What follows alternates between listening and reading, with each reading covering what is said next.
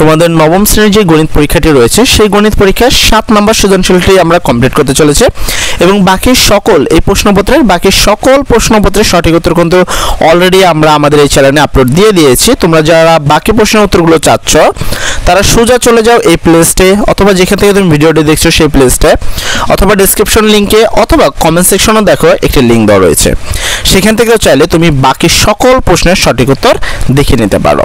তো চলো আমরা বেশি কথা না বলে আজকের যে ক্লাস অর্থাৎ সৃজনশীল 7 সেটা আমরা কমপ্লিট করব। তো সৃজনশীল 7-এ তোমাদের আগামীকাল যে প্রশ্নটি আছে সেটা হলো একটি আয়তক্ষেত্রের দৈর্ঘ্য প্রস্থের দ্বিগুণ, আয়তক্ষেত্রটির প্রস্থের সাথে 3 যোগ করলে দৈর্ঘ্যের সমান হয়।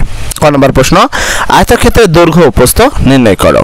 খ নম্বর প্রশ্ন, সমস্যাটি লিখে চিত্রে উপস্থাপনের মাধ্যমে সমাধান করো। তো চলো এই প্রশ্নের সঠিক উত্তরটি দেখে নেওয়া যাক।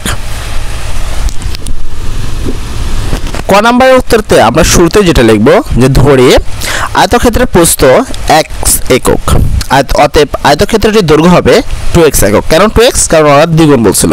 এরপরে লিখব প্রশ্ন মতে মানে প্রস্থের সাথে যদি 3 যোগ করে তাহলে দ্বিগুণের সমান হয়, তাহলে আমরা কি লিখব x + 3 = 2x। এবার আমরা x দুটোকে এক পাশে নিয়ে যাই, এখানে 2x আগে থেকে ছিল, এইটা এখানে কোনো চিহ্ন ছিল না মানে এখানে প্লাস আকারে আছে, এই পাশে গেলে হবে মাইনাস। তাই আমরা এখানে 2x ছিল এই 2x লিখলাম, এটা প্লাস ছিল এই পাশে আসলে মাইনাস, সমান সমান এখানে +3 হলো 3। এখান থেকে 2x থেকে যদি x বাদ দিই তাহলে হয় x = 3, তাহলে x এর মান পেলাম। অতএব আয়তক্ষেত্রটি প্রস্থ হবে 3 একক, কেননা x আমরা ধরেছি প্রস্থ। এবং দৈর্ঘ্য কি হবে? দৈর্ঘ্য হবে 2x, অতএব দৈর্ঘ্য হবে 2 গুণন x এর মান হলো 3, তাহলে 3 দুগুণে 6 একক। এই হলো তোমাদের ক নম্বর প্রশ্নের সঠিক উত্তর। চলো এবার খ নম্বর প্রশ্নের সঠিক উত্তরের দিকে চলে যাওয়া যাক।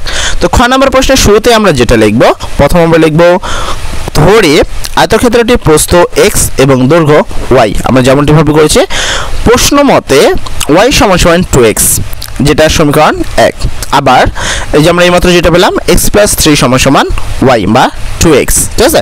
কারণ x + 3 সমান আমরা 2x পাইছি, তো 2x সমান তো আবার আমরা এখানে কি ধরছি, এখানে 2x = y ধরা হয়েছে, তাই এখানে আমরা y লিখতে পারি। সমীকরণ 2। 1 ও 2 নং সমীকরণকে লিখচিত্র অঙ্কনের জন্য 3টি করে বিন্দুর স্থানান্তর নির্ণয় করি। সেক্ষেত্রে তোমরা এখানে তোমার মন মতো মান নিয়ে নেবা, যেখানে আমরা এখানে কিছু 3টি মান ব্যবহার করা হয়েছে, তবে এই মানটা বিভিন্ন কাজে চেঞ্জ হতে পারে।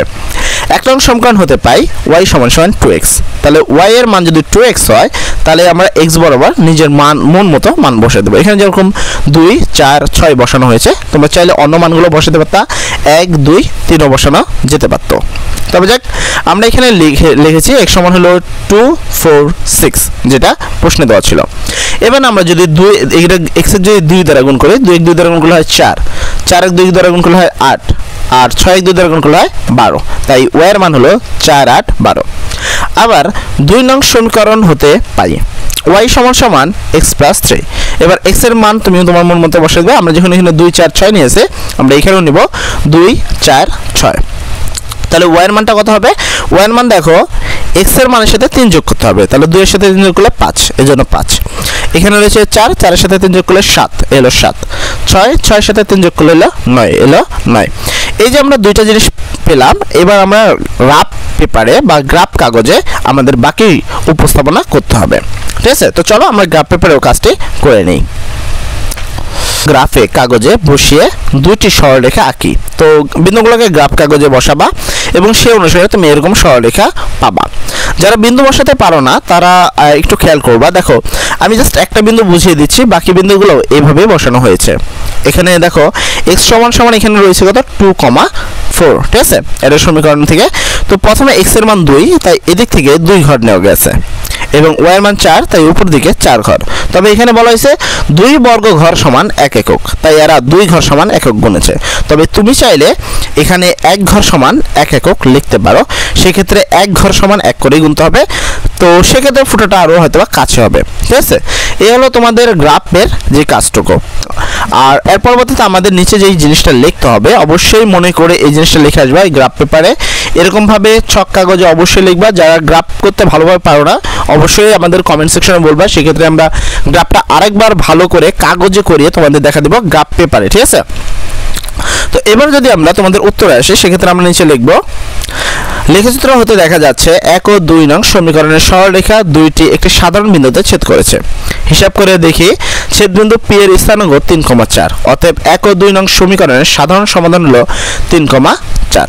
এই হলো তোমাদের সঠিক প্রশ্নের 7 নম্বর প্রশ্নের সর্বশেষ উত্তর, এবং আশা করি তোমরা সম্পূর্ণ উত্তরটি বুঝতে পারছো। যদি কোনো সমস্যা থাকে অবশ্যই কমেন্ট সেকশনে বলবা।